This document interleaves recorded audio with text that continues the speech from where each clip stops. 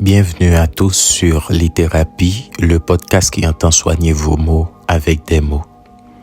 Aujourd'hui, cette série est inspirée d'un constat, d'une expérience que j'ai faite récemment alors que je quittais New York pour aller en vacances en Floride. Quand je suis arrivé à l'aéroport, il faisait un temps brumeux, le ciel était gris, le soleil somnolent.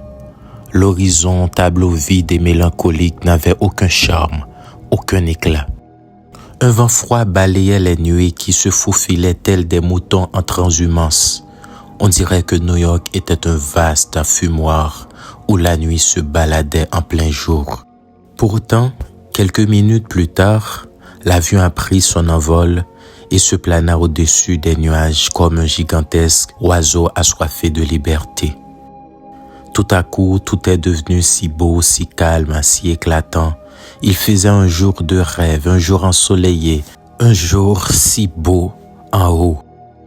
Alors j'ai souri et je me suis dit tout bas, quand tout est sombre, tout est noir, tout est mouvementé dans notre vie, nous ne devons pas baisser les bras ou tout laisser tomber, mais nous devons plutôt prendre de l'altitude, puisqu'il fait toujours plus beau en haut. Prendre de l'altitude, c'est rester debout quand le poids de la vie veut nous mettre à genoux. C'est élever nos standards alors que la vie nous pousse à accepter le pire.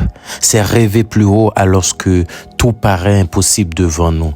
C'est prendre de la hauteur quand les aléas de la vie veulent nous enterrer dans la bassesse et dans la dépression.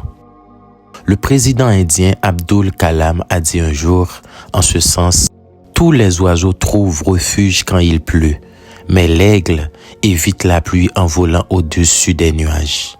Les problèmes sont communs, mais l'attitude fait la différence. » Cette citation nous montre en partie que les problèmes sont communs à tous, mais c'est notre façon de les gérer qui va déterminer notre place et notre position dans la vie.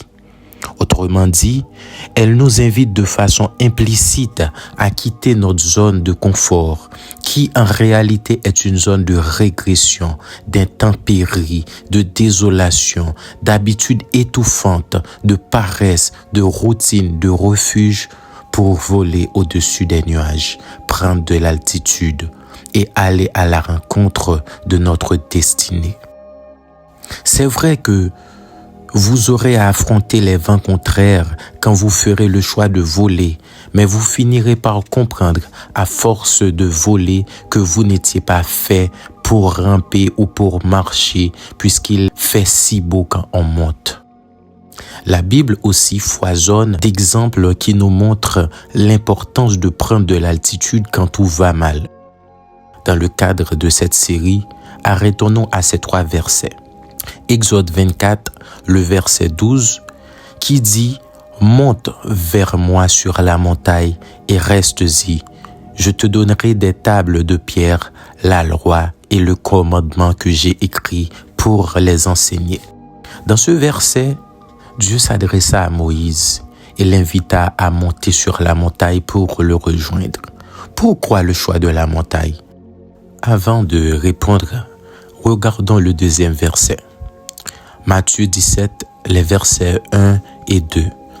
6 jours après, Jésus prit avec lui Pierre, Jacques et Jean, son frère, et il les conduisit à l'écart sur une haute montagne. Il fut transfiguré devant eux. Son visage resplendit comme le soleil et ses vêtements devinrent blancs comme la lumière. Dans ce verset, Jésus est monté sur la montagne et de là il fut transfiguré. Pourquoi choisir encore la montagne et non une plaine ou tout autre endroit? Regardons le 3e verset. Luc 6, le verset 12. En ce temps-là, Jésus se rendit sur la montagne pour prier et il passa toute la nuit à prier. Pourquoi le choix de la montagne encore une fois? Pour prier, pour se réunir avec les disciples. En réalité, le mot montagne dans ces 3 versets n'a pas seulement une connotation géographique. La montagne ici n'a pas sa définition première, qui est une élévation naturelle du sol. Mais la montagne, dans ces versets, a plutôt 3 sens mystiques. Le premier sens, c'est le sens d'un lieu de révélation spirituelle.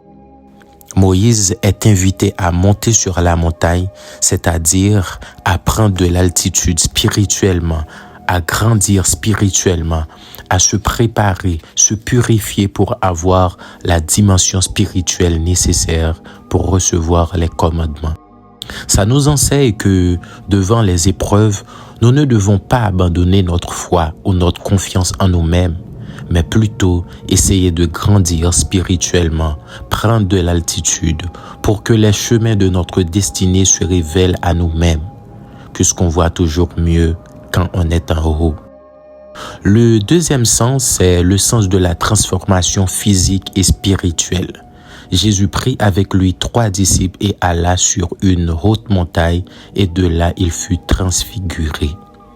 Ça nous enseigne que plus nous essayons de monter, plus nous essayons de garder la tête hors de l'eau, plus nous essayons de prendre de l'altitude dans la vie en prenant de nouvelles bonnes habitudes comme pratiquer un sport, faire une nouvelle étude, méditer, établir un régime alimentaire équilibré, en lisant quotidiennement, en prenant de nouvelles initiatives, plus notre vie va se transformer et notre personnalité aussi. Prendre de l'altitude, c'est se transformer pour devenir la personne de notre rêve. Le troisième sens, c'est le sens de la méditation et de la maturation. Jésus alla sur la montagne pour prier. Il passa toute la nuit à prier. La montagne ici, c'est un lieu de rencontre avec soi-même, un repli sur soi-même pour redéfinir certaines choses, pour grandir, pour corriger ce qui mérite d'être corrigé, un repli sur soi-même pour méditer, pour faire une introspection, pour atteindre le niveau de maturité nécessaire pour transformer le monde extérieur.